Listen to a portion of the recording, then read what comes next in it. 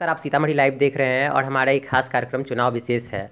आज हमारे साथ बात करने के लिए माधव चौधरी जी हैं कि आप जनता के बीच इतने लोकप्रिय कैसे हुए हैं। जनता की समस्याओं पर जो व्यक्ति ध्यान देगा, उसकी समस्याओं का जो समाधान करेगा, उसके सुख दुख का जो सहभागी होगा, वही जनता में लोकप्रिय है। और हम यही काम करते हैं। पर सर ये पिछले कुछ साल पहले नहीं था, ये अचानक से 1-2 साल के भीतर हुआ। हम तो समाज में थे ही नहीं ना, हम तो समाज में लौटे ही हैं बाद में। 1.5 साल पहले हम लौटे हैं समाज में। उस समय से जनता के बीच एक जो आपका बैकग्राउंड रहा है, बैकग्राउंड में अक्सर होता है कि जनता घबरा जाती है ऐसे प्रत्याशी को देख करके, लेकिन आपके साथ ठीक उल्टा है। लोग जानते हैं आपके बैकग्राउंड के बारे में, फिर भी लोग आपसे जुड़ रहे हैं।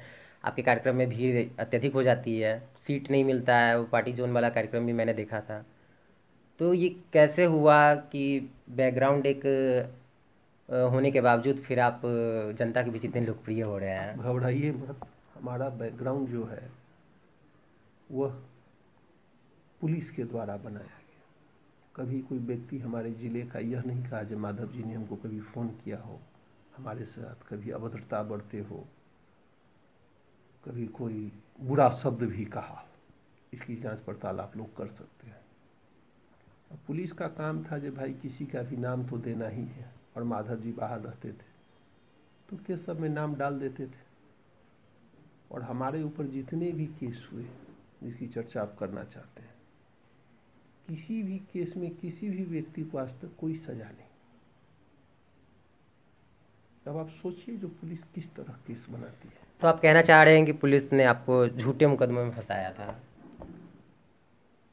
न्यायपालिका का तो यही बताता है। उसका जो व्यवस्था है वर्तमान में, जिसमें न्यायिक व्यवस्था हमारे देश में है, उसमें जब हमको सारे केसों में रिहा किया गया तो वो तो यही साबित करता है। अब हम खुद से बोलें यह तो सही नहीं है। जी, नेता जो होते हैं वो जनता के बीच जाते हैं, उनकी समस्याओं को उठाते हैं, लेकिन आप किसी भी सरकार, किसी भी शासन के खिलाफ नहीं है। चाहे सीतामढ़ी में वो दंगा हुआ हो, सीतामढ़ी में विकास का मुद्दा हो, आप किसी भी मुद्दे पे सरकार और शासन के खिलाफ नहीं बोले हैं। क्या है इसकी वजह? इसकी वजह क्या है जी, सरकार और शासन के खिलाफ बोल के मिलेगा क्या, सो बताइए आप। वह देखेगी जो हमारे खिलाफ माधव जी बोल रहे हैं। हम समाज को एक नया रास्ता देना चाहते हैं जो सही है। हम जिस विचार को लेके चलते हैं, गरीबी और भ्रष्टाचार, यह मूल समस्या है समाज की। और हम अपने समाज की मूल समस्या पर फोकस करें, या जो छोटा मोटा समस्या है उसको दिखा करके सरकार के खिलाफ बोले या सत्ता या विपक्ष के खिलाफ बोले, उससे क्या हासिल होगा? बोलने के लिए तो ऐसे बहुत सारे नेता हमारे जिले में हैं ही, जो दिन रात अपनी राजनीति रोटी सेकने के लिए बोलते रहते हैं। आप जो बोल रहे हैं बेरोजगारी और भ्रष्टाचार, ये तो है, यूथ की भी समस्या है बेरोजगारी की। नहीं जी, गरीबी और भ्रष्टाचार। जी, गरीबी और बेरोजगारी भी एक यूथ की बहुत बड़ी समस्या है।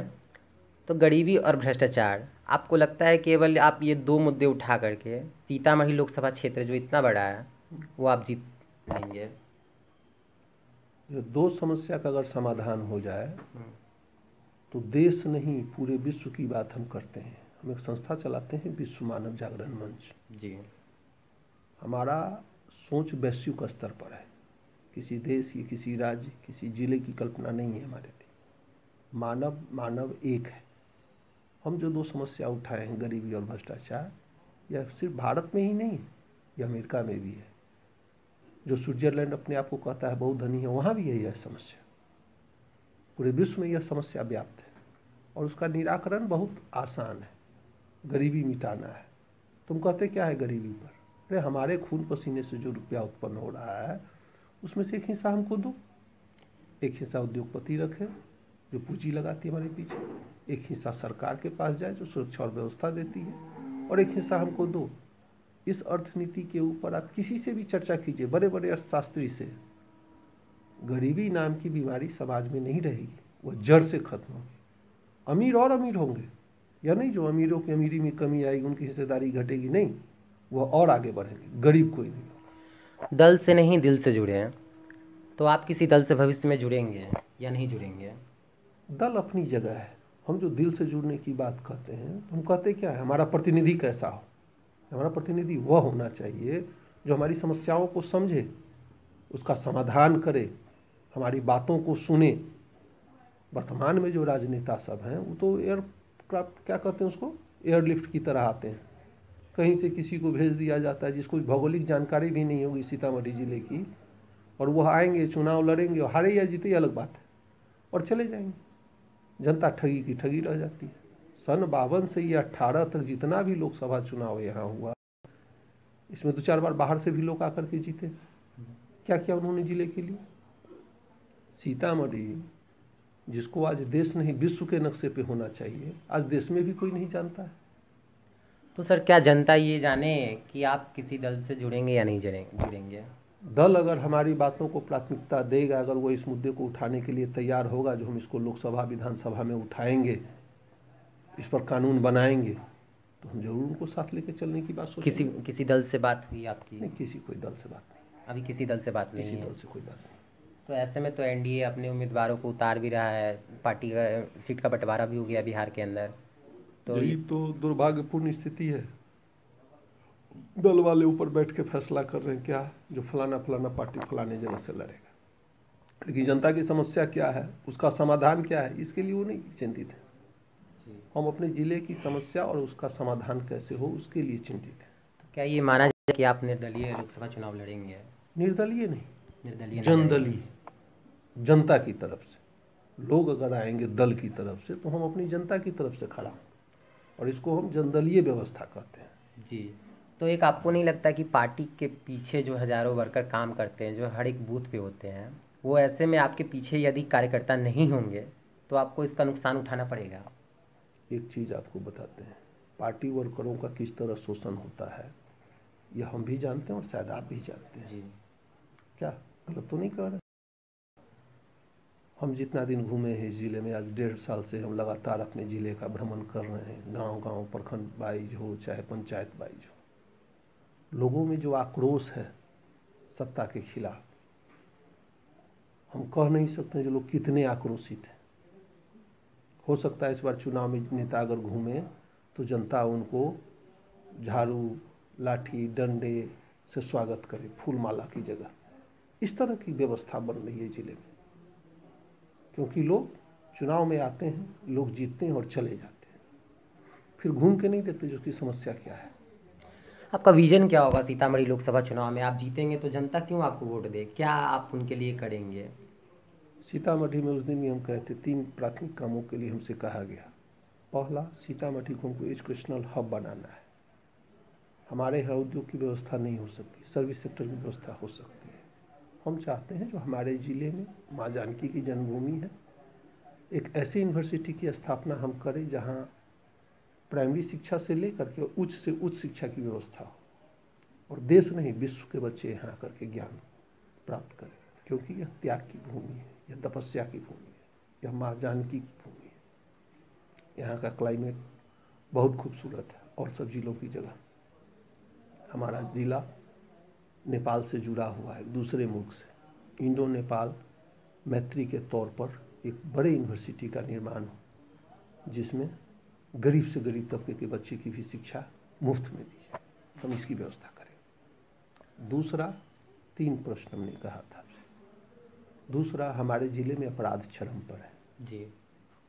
आए दिन हम देखते हैं गोलीबारी होती है, मासूम बच्चों के साथ आजकल बलात्कार की घटना हमको आए दिन देखने को मिल रहा है। इन सब चीज़ों को हम रोकेंगे, समाज को जागरूक करेंगे, संगठित करेंगे, अपराध मुक्त अपना जिला बनाएंगे।